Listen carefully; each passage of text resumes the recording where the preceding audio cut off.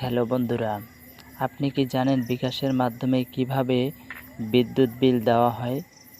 আপনি যদি না জানেন তাহলে পুরো ভিডিওটি না টেনে পুরোটি দেখুন। যেহেতু আমি বিদ্যুৎ বিল দেব, স্ক্রিনের মধ্যে বিকাশ অ্যাপসের উপর ক্লিক করব। ক্লিক করার পর এমন একটি চার্ট আসবে। যেহেতু আমার বিকাশ নাম্বারে ঢুকবো, এজন্য আমার বিকাশ পিন কোডটি দিলাম। পিন কোডটি দেওয়ার পর বিকাশে এমন একটি চার্ট আসবে, যেখানে এই চার্টে পে বিলে ক্লিক করতে হবে। পে বিলে ক্লিক করার পর এমন একটি চার্ট আসবে, নিচে বিদ্যুৎতে ক্লিক করতে হবে। বিদ্যুৎতে ক্লিক করার পর এই চার্টের পল্লী বিদ্যুৎ পোস্টপাইডে ক্লিক করতে হবে।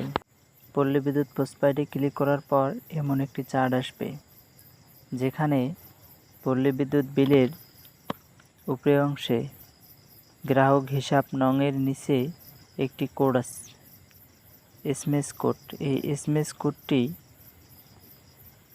বসাতে হবে। এই এসএমএস কোডটি বসাতে হবে এখানে এসএমএস অ্যাকাউন্টের এখানে, যা আমার ওই বিলে যেই নম্বরটি আছে ওই নম্বরটি এখানে লিখিয়ে নিলাম। লিখিয়ে নেওয়ার পর এখানে পে বিল করতে এগিয়ে যান, এই বাটনে ক্লিক করতে হবে। ক্লিক করার পর আমার এখানে বিল দেওয়া আছে, তাই এখানে পেড দেখা যাচ্ছে।